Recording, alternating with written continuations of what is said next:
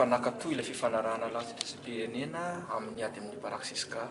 Dia ao anatin'izy io, ao anatin'ny andinin'ny fahatelo zany, andinin'ny fahadimy article 5.3 dia milaza fa tsy azo atao mihitsy ny fitsapatsapahany mpamokatra Paraxiscar amin'ny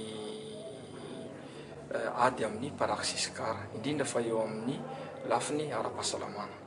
Dia zay zany ny anton'ity atrikasa ity ho fampahafantarana ireo ministera rehetrarehetra misy eto amin'ny tany sy ny fanjakana sy ireo ONG association amin'ny ady amin'ny Paraxiscar zany hoe tsy azo atao ny fitsapahan'ny mpamokatra Paraxiscar amin'ny ady amin'ny Paraxiscar, ka omena an'ireto solitena ministera rehetra zany ny tetikady hiatrehana io fitsapatsapahan'ny mpamokatra Paraxiscar io amin'ny ady amin'ny Paraxiscar. Ny tetikady zany ohatra zany hitantsika amin'izao fotoana zao ohatra hoe zava-misy hoe efa voarara zany ny publicité an'ny Paraxiscar amin'izao fotoana zao. Zava-misy nefa rahajenena eto Madagasikara dia hitantsika misy ny antsoina hoe affichage de prix zany eny amin'ny tsena reny, hitantsika hoe atony ray amin'ny cigare format A4 reny efa antsoina hoe publicité masquée reny. Ka ny hevitra zany anoerana an'ireny no volavolaina eto amin'ity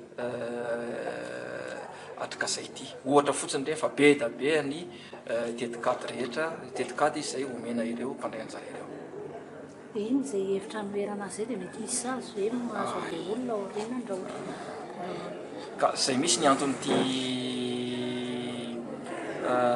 atrikasa ity zany hoe inona no sazy na ny ataontsika hoe sanction atao zany raha ohatra ka misy ny ataontsika hoe fanoerana zany na fitsapatsapahan'ny mpamokatra Paraxiscar amin'ny ady amin'ny Paraxiscar tapahany eto amin'ity atrikasa ity zany.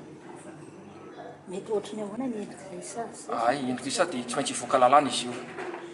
Mety azo ataontsika hoe raha ohatra ka hoe mpiasam-panjakana ilay olona ohatra tompona andraikitra ao amin'ilay institution ka raipetsapetsa amin'ireo mpamokatra Paraxiscar ireo dia misy ny code de déontologie ohatra azo ampiarina amin'izay fotoana izay satria manana mpiasam-panjakana izay dia misy ny code de déontologie dia ampiarina ny code de déontologie amin'izay fotoana izay. Vokatra zany tao anatin'ny tao aorianan'izy iny dia misy ny antsoina hoe fatokafatsain'ny sasany zany indrindra fa ilay mpivoaka sigara. Ankehitriny zavatra tsapantsika rehefa mividy sigara ilay olona mivoaka sigara dia avoaka n'ilay sigara dia ariny ilay fonina sigara dia ampriminy any am-pozy ilay sigara. Dikan'izay fa mandaitra aminy ilay afatra zany. Ka rehefa misy aretina tranga amin'ny olona io maintsy miverina any an-tsainy io sarina sigara sy ilay afatra tamin'ny pakihana sigara.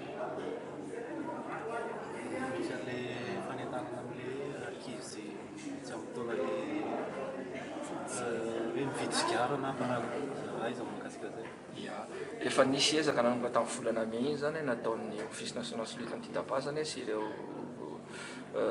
ONG miara-miasa aminy amin'ny mbola fampianarana ny mpivarotra aloha tsy maintsy ampianarana ny sasiny. Raha ohatra raha olona tsy mahalala dia hoe sasinao tsy izay ngamba nisy ezaka zany amin'ny fampahafantarana ny mpivarotra amin'io lafiny.